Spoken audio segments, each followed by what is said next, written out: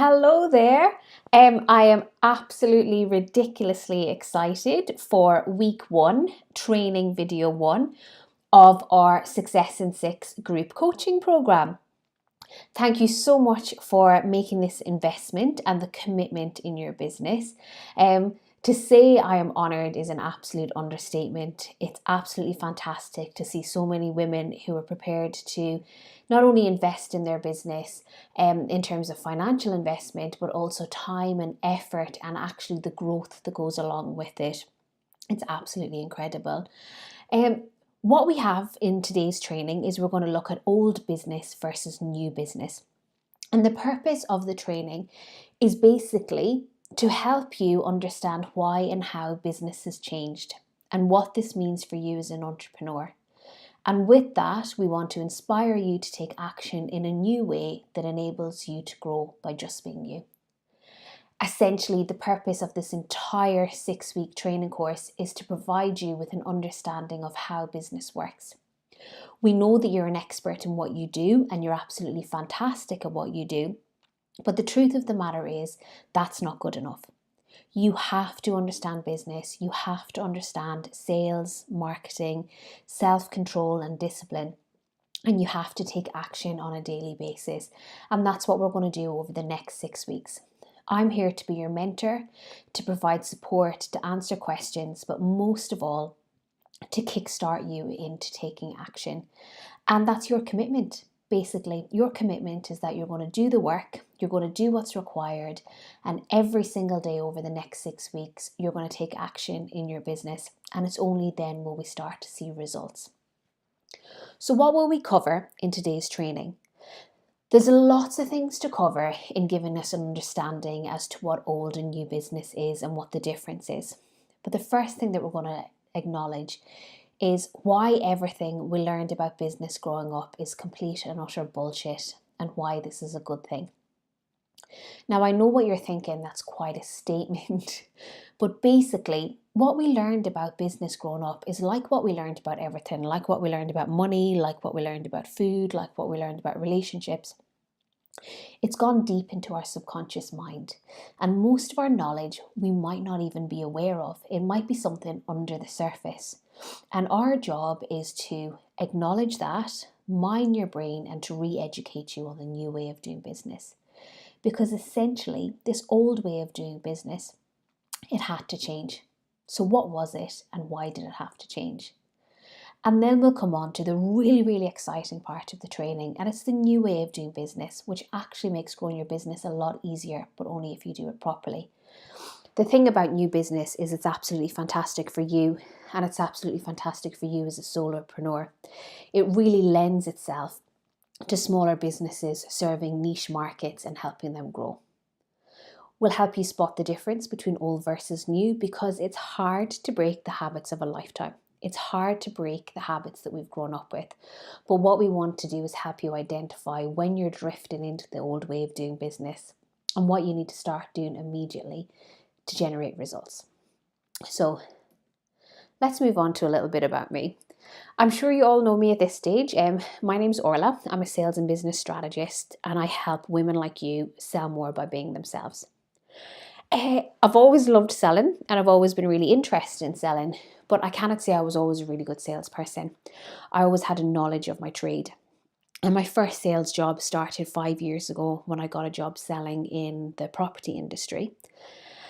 And when I got into that job, I read every sales book I could possibly find, like absolutely everything.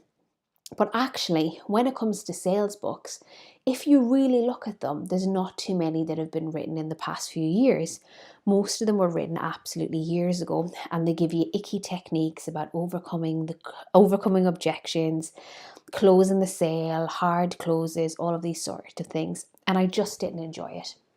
So when you start a new job in sales and you've got to generate sales, but also generate those inquiries, you quickly start to look for a new way of doing business. So everything that I show you today is something that I've also done in my own business, but also in the corporate world as well. And actually, it led to absolutely fantastic results and hundreds of thousands of pounds worth of annual income per year. And I actually attended all of those sales conversations on my own and absolutely loved it and absolutely loved the approach. So, without further ado, we're going to move on to what was the old way of doing business. Now, again, when we're looking at this, you have to remember that this is something that we've grown up with. It mightn't be something that we were taught about all the time, but it's certainly something that we witnessed, certainly something that we deemed normal. And now, when I see mistakes made in business, it's not because we genuinely want to make those mistakes, it's because we're mirroring the activities that we saw growing up.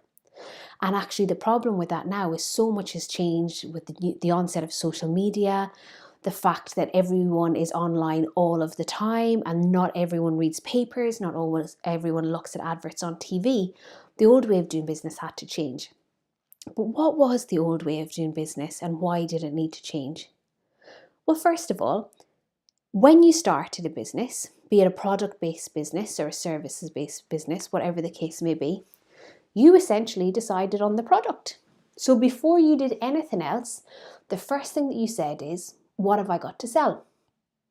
That was step one. And you created a product and you created a business. Now, this could have been anything. This could have been a food product. This could have been a service such as, massage services, hair services, training, whatever the case may be. You decided that you were creating something. And step one was to spend loads and loads of time and effort perfecting what you offer. And lots of effort went into this stage. And then what you did was you listed out all of the features and benefits that this product or service offered. So all of the features, now the features, for example, if we were talking about a car, would be a leather seat. And the benefit of the leather seat in the car would be that it would be durable and that it would be more comfortable. So, we're all familiar now with features and benefits because we've grown up with them. So after you decided on your product, you listed them all out and you created a massive marketing campaign, mass marketing, listing out all of these features and benefits and convincing everyone that they wanted these features and benefits.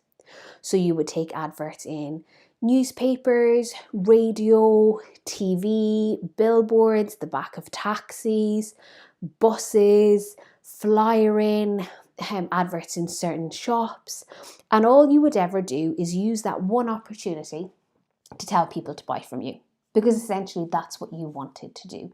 You were paying a lot of money to get your product or service out there. So you wanted to both build a brand by saying how fantastic your brand was, but you wanted to say bye, bye, bye, bye, bye, bye, bye, bye from me. Because why wouldn't you? You'd spent a lot of money on this marketing, so you wanted people to buy from you. And then the last stage in old business was that you'd hope the client would experience transformations, or you'd hope that the features and the benefits that you listed would result in some sort of positive impact on their life. And actually, this is where you adopted icky sales techniques, because there was various problems with the old way of doing business. And those problems were that the customer was the last person considered. Now, I'm not for a split second saying the customer wasn't considered. At every stage, you did think of the customer, but they weren't the fundamental reason you were in business. You were in business because you were a specialist in a certain area and you wanted to share the product that you wanted to share or the service that you wanted to share.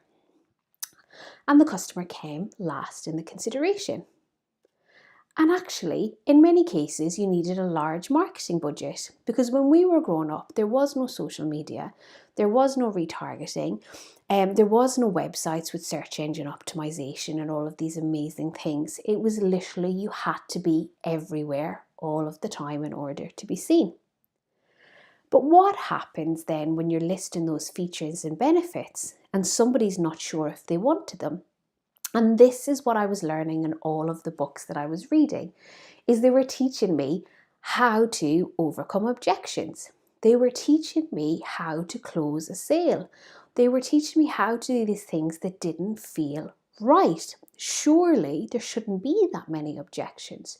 Surely somebody should want what you offer. You don't necessarily need to have a hard close.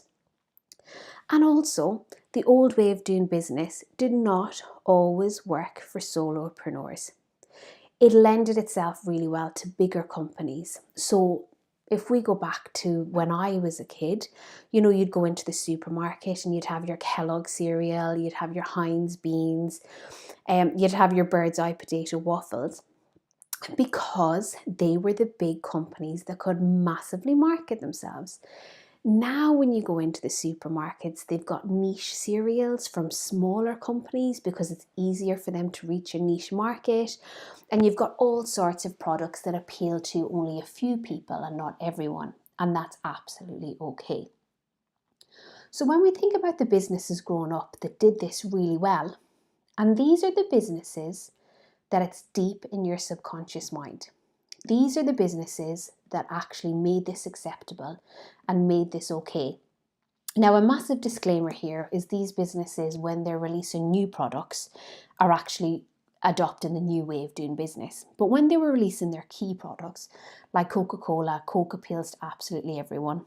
And then they released Diet Coke for women who didn't want the calories. And then they released that green Coke and cherry Coke and all these different flavours at niche markets. But you had to have massive adverts absolutely everywhere. And we all remember the Christmas advert. It was a sign of Christmas starting when you saw that advert with the Coca-Cola van driving through the towns. Then there was the Shake and Vac advert. Now, when we were growing up, it was Shake and Vac. You do the Shake and Vac and put the freshness back. I can't sing, obviously. But that was the big advert. So it was absolutely everywhere. Cadbury's, McDonald's, Levi's, Fairy Liquid with that really sexist advert of the mother and the daughter doing the dishes, Calvin Klein, Frosties. They all needed massive budgets to launch a product. They tried to appeal to as many people as possible when they did launch a product. And it was very much on the old way of doing business. So it's not necessarily that the old way of doing business was totally wrong. It served a purpose and it worked at a time. It worked at a time when there was no other way of communicating with customers. It worked at a time when you didn't really need to appeal to a smaller market, because if you were paying an absolute fortune to market what you have through TV, radio, billboards, you wanted as many people as possible to buy that product. But what really happened was the customer wasn't as well served as what they could have been. And this is why, with the onset of social media and with the onset of new ways of doing business, is that there's a new way of doing business. And this is where I get really excited. This is where it's absolutely so exciting for you, because gone are the days of just deciding that you're going to release something, pay loads of money to promote it, and hope that someone likes it. Nowadays, we start with the customer. Everything starts with the customer, and also it starts with you. And we want you to be really confident in your business. We want you to go out there thinking, I can take on the world. I know what I offer. I know what value I bring. I'm not going to reduce my prices. I'm not going to be the cheapest. But in order for that to happen, you have to adopt the new way of doing business. And the new way of doing business starts with, number one, you get clear on your transformations. And what this basically means is you get crystal clear on all of the amazing ways that you impact the life of your customers. So how do you make their life better? How do you provide a positive end result? If you provide training, is it because they've got more engaged staff and the job gets done quicker so the business is more in profit? If you provide massage therapy to companies, is it because there's less sick days in companies? The companies have a higher retention of staff. The companies are seen as a better place to work, so staff get more done because they're so happy. If you provide cakes, is it because your tailor-made cakes and your bespoke cakes absolutely personalize every event and they make people feel so special? As a florist, is it because your bouquets make the wedding photos absolutely fantastic and it's their personality coming through? You want to get clear on the positive impact, and you have to do this with no customer in mind. Okay, just list out as many transformations as you can, and I would suggest that you list out a minimum of 6 and ask yourself, how does the life of a customer improve because of what I do? And also, after that step, we want you really confident because you change lives, you make a difference, you are absolutely fantastic at what you do. And we want you to start the new way of doing business feeling confident, energetic, amazing, and going about your business as if you change people's lives because you do. And once you get clear on your transformations, you don't just say, I'm going to market to this person because I think I want to work with them or they might be able to afford me. You get really crystal clear on which client wants these transformations the most. So who wants what you offer? Now, I have to be honest, it's not about who needs what you offer, it's about who wants. Now, I always use the example of if I ever watch any program about benefit, housing benefit, or any of those programs that are called benefit porn, my fiance kills me and he changes the channel, but he doesn't realize that I'm actually watching it as a social experiment as part of my business. But in some occasions, you'll see people say, oh, I don't have any money left to buy milk or bread or food for the kids, or we don't have any money for certain things. And in some occasions, you'll see flat screen TVs on the TV, or you'll see them having a cigarette, or they'll be having a drink at night. And I asked myself the question once, if you're saying you don't have money for these things, how is it then you have flat screen TVs, alcohol, cigarettes? And it's because people will always find money for what they want. And it's not a judgment on my part of these people. I do the same. I went into the shops today and I was looking at a potential outfit for the baby. And we've bought the baby so many things in advance that I just went, no, I don't want to spend £15 on that. But then I bought 2 Starbucks today. So 2 Starbucks cost me £7. So hang on a minute, surely a better spend of £15 would have been to buy something that the baby actually needs. But because that's 3 months away, winter coats, I went and I bought something that I wanted today. And everyone does the same. You'll always buy something that you want. So you have to make sure, and we'll talk about this in next week's training when we explore your ideal customer. What you want to do is you make sure that people want it. So always keep at the front of your mind that wants are more important than needs, because wants mean they'll pay money and they'll invest. Need does not mean the same. Now, you can help people turn their needs into wants, but that takes time and relationship building as well. So after you have gotten clear on your transformations and you decided on which client wants these transformations the most, you probably want to go about scaling these clients and thinking, do they have the budget available? So are they prepared to spend the money? Now, it's not, do they have a certain income or anything, because people will decide what they want to spend their money on. But it's, if given the opportunity to choose this over something else, would they choose what I'm offering? And that's the most important thing. Will you enjoy working with these people? Are they the type of people that your return on energy will work? Are you going to get excited if you're working with them? And that's really important. And the other question is, can you reach these people? And can you reach them in an authentic way through your marketing? So can you access them through Facebook adverts, through networking, through one-to-one? Are you able to reach these people? Because if you're based in one country and they're based in another, networking won't work. If you're based in the same town, that's absolutely fine. So can you reach them? And then once we know what you offer, you're uber confident, who wants what you offer, we'll then create your sales and marketing plan. Now, this is where most people get a bit higgledy-piggledy because they start running out of the gates and doing their sales and marketing plan first. But we don't want to do that until we know the benefits and the transformations of what you offer and who you're offering it to. And then we create a sales and marketing plan aimed at conveying these transformations to the client. So all we're going to do is get clear on what you offer and tell people about it. And tell people about it in a way that builds relationships, in a way that's authentic. And because marketing for the most part is considerably cheaper to do nowadays than it was for old business, you don't ask for the sale straight away.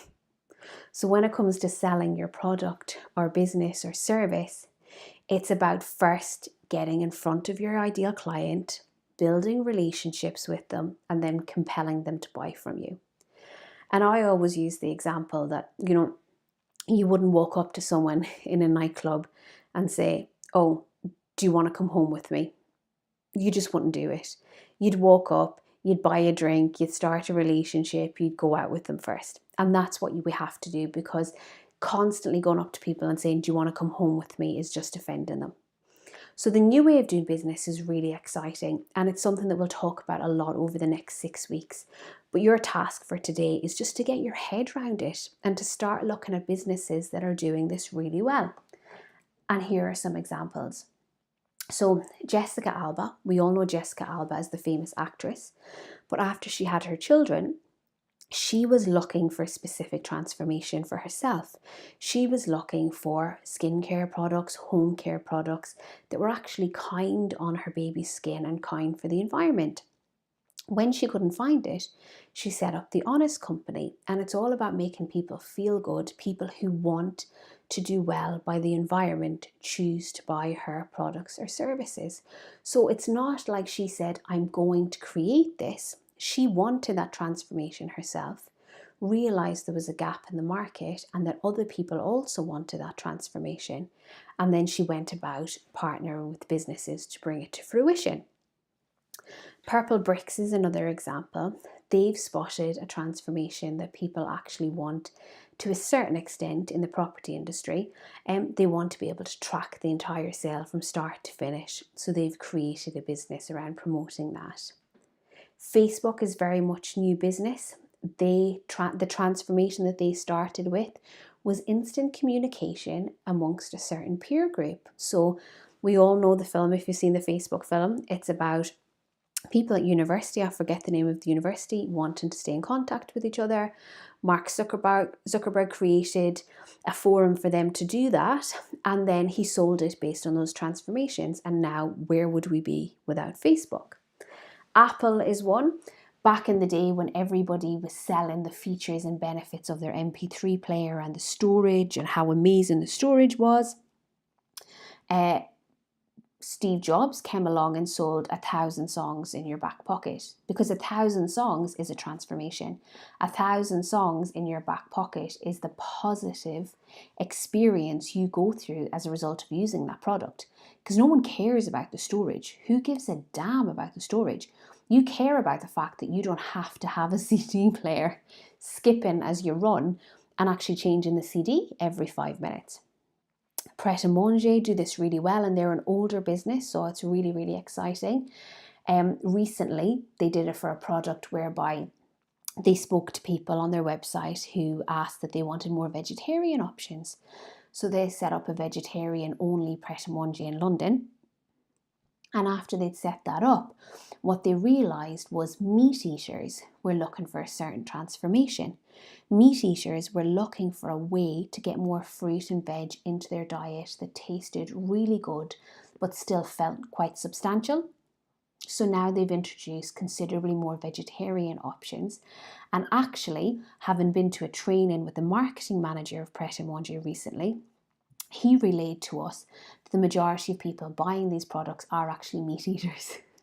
So it's quite interesting. So you'd think the people who needed more vegetarian options would actually be vegetarians and vegans, but actually the people who wanted more of these options were meat eaters. And then we've got Dropbox, and Dropbox basically saw a gap in the market for providing storage. So what they realized was people wanted more storage, they wanted to share items, and they wanted to access it from any computer, and that's what they've created. Now, I know what you're thinking looking at these businesses, and you're probably thinking, well, I'm just one person. I'm not a big business like this. How does it work for one person? It works really easy, and I would challenge you to take a look on your Facebook page, to take a look at Line, to take a look on Instagram, and to look at all of the amazing one-man bands or one-person businesses that are operating in the new way of doing business. My favourite example is Joe Wicks, the body coach. So everyone knows who Joe Wicks is. If you don't, just look up the body coach.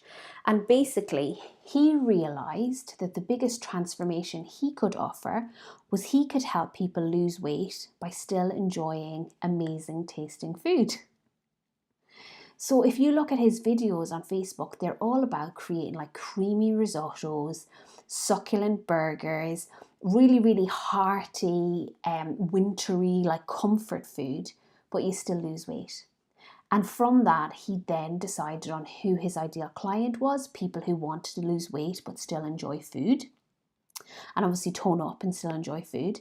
And then he created a sales and marketing program for his products, Lean in 15, and his various cookbooks that promoted the benefits and the transformations that you'll experience by losing weight by eating really good food. So he's a fantastic example of how you as trainers, as coaches, you can do that as well.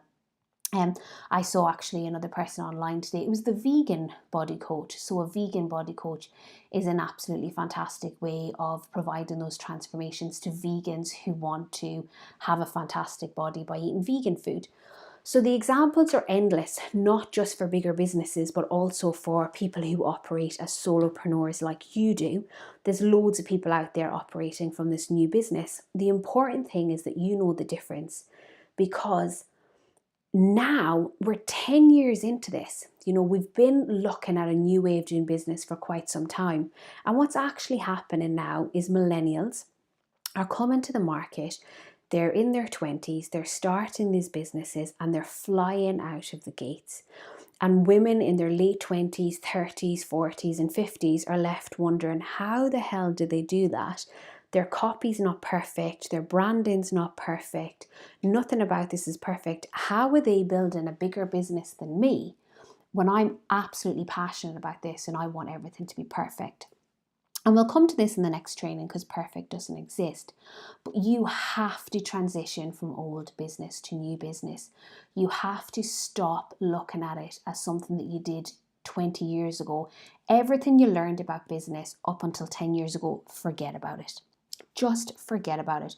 Forget about the sales techniques, forget about the marketing techniques. We'll touch on the fundamentals that are still relevant throughout the training, but if you're looking at tactics and day-to-day activities, forget about everything that you've learned and start to realize what's the difference between old and new, and become an expert in this. So the old business style would persuade you that they were the best. So for example, if they were, let's use the example there of a body coach. If they were a body coach or a personal trainer, they would turn around and say, I'm a fantastic personal trainer. I can help you drop 2 dress sizes by signing up for my course. And in that course, we will do an hour's worth of training. We will, I'll phone you every day. I'll do you a diet plan and I will make sure you do the work. It sounds all well and good, but they're focusing far too much on the process there and persuading me that they're worth it. And I've seen a lot of people make this mistake, especially in the health and well-being industry. But what you want to do in new business is to demonstrate and to actually have that conversation and show that you understand where they're coming from, show that you understand what's important to them.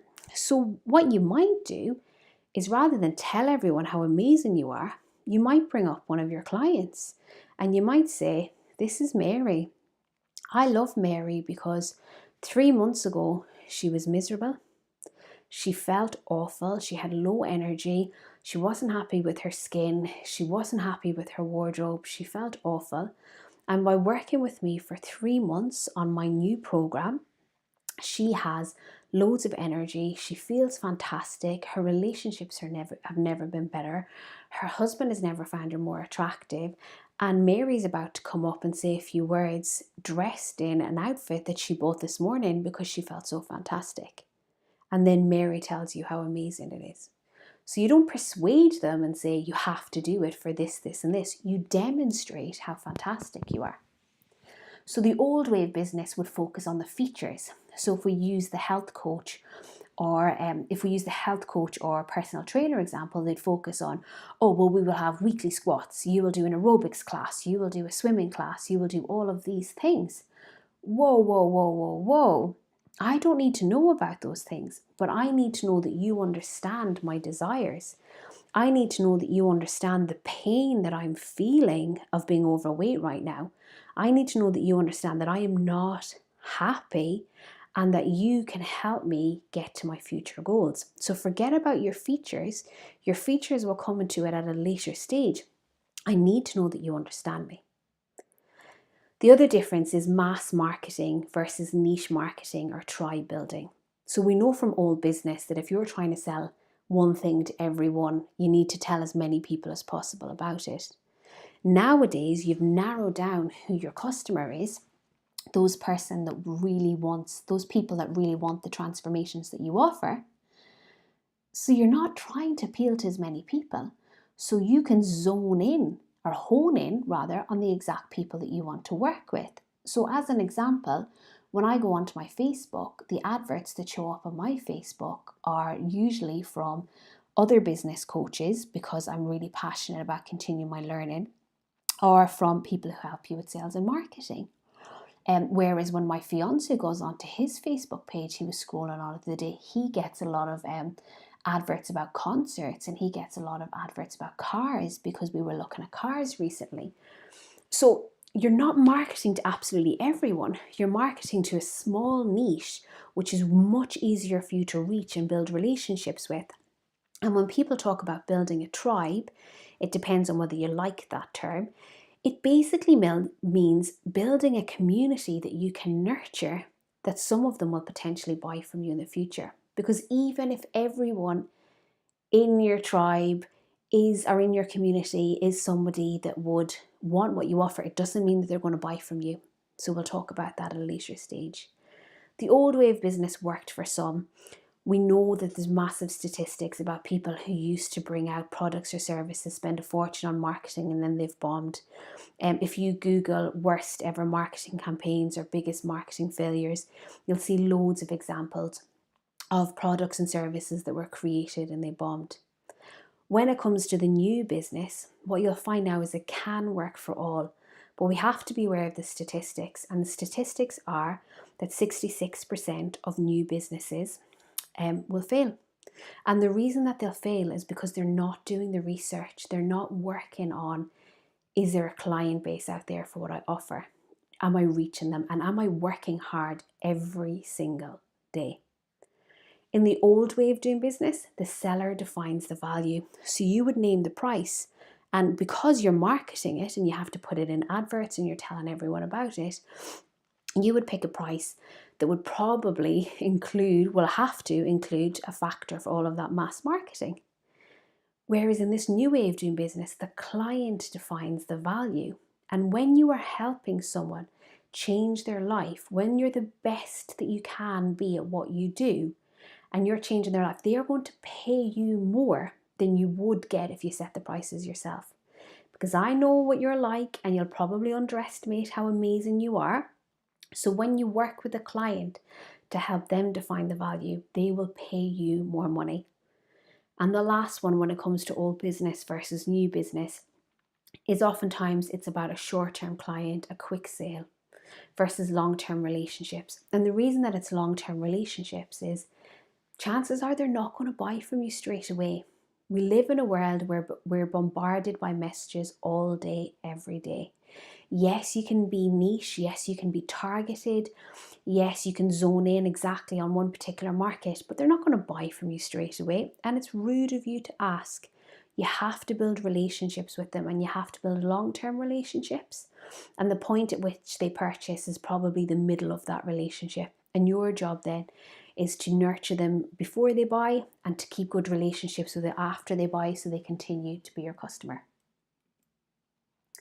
Now, it's not to say that everything we learned growing up is bad news. And this is something I'm incredibly, incredibly passionate about, because I feel like we've forgotten where we've come from. I feel like we've forgotten all of the fundamentals, the built society and all of the fundamentals that made us great at what we do. And we've forgotten that hard work is the most important thing. And it's all about hard work, hard work, hard work. And I will stress that paying for this course, there's no such thing as a magic formula. It just doesn't exist. And actually, all a formula is you taking what somebody else did to reach success and copying it. And that's all people are doing, is they're copying, and they're not getting the same level of success. And that's because there's no such thing as a magic formula. I mentioned in the training recently that I love The Killing. It's the Danish version, don't insult me, with the American version. I love The Danish Killing. And when that came out 10 years ago, it was absolutely incredible. It was amazing. It had like moody, deep scenes of Nordic noir. Copenhagen looked incredible. The lead character was a strong female with a troubled past, and she tried to counteract her troubled past and her troubled private life with solving the crime, but solving the crime always came first, and she stopped at nothing to solve that crime. And when that first hit the UK and Irish screens in 2007, people went bananas for it. They couldn't believe it. Fast forward 10 years, and people are copying that formula. You watch TV shows and you're like, well, why is it so gloomy? Why are they showing scenes of the countryside for ages? Why is every detective either a recovering alcoholic, has just split up with their partner, has some sort of character difference to what we'd normally expect? It's all of these various different things. And the reason being is because people are trying to copy this formula that worked for The Killing 10 years ago. And all it means is that they're boring, they're carbon copies, and they don't stand out from the crowd. So you have to accept that there's no such thing as a magic formula.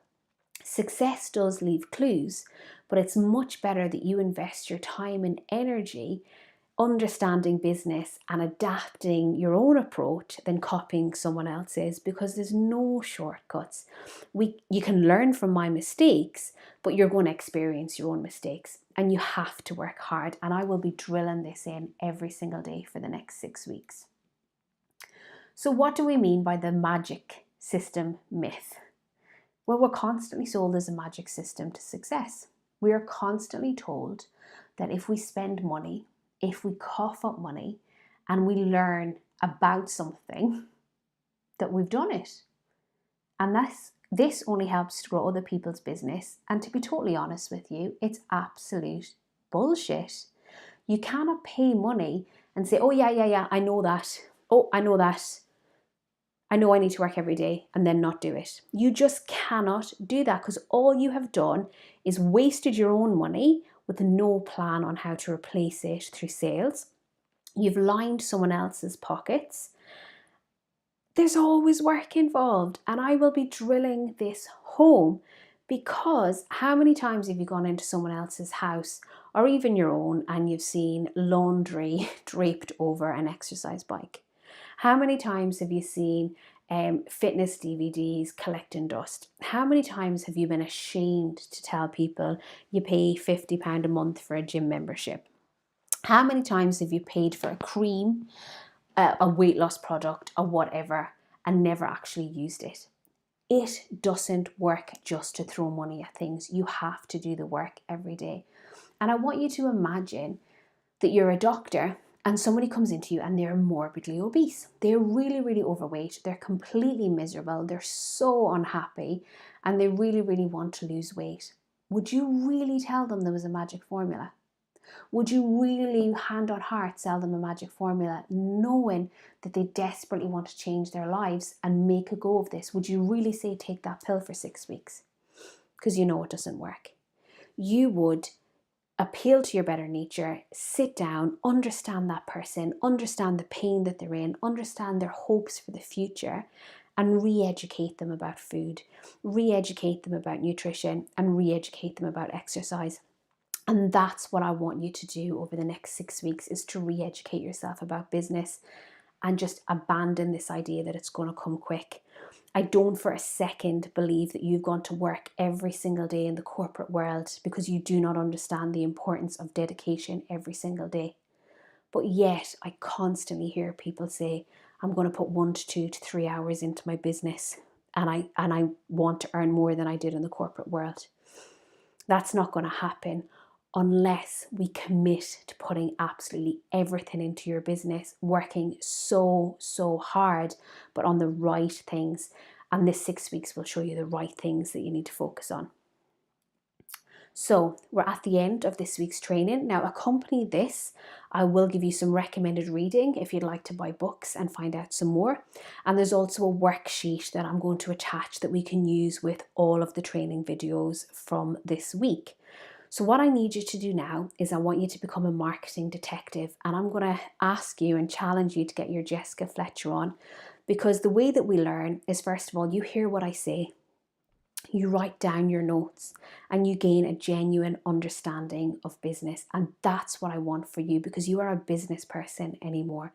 You are not a florist, you are not a massage therapist, you are not a trainer, you are not a coach. You are a salesperson who sells floristry, who sells massage therapy, who sells cakes. This is what you are. So you have to start becoming a detective, becoming aware, and opening your eyes. It's like when you go to say that you're going to buy a new car.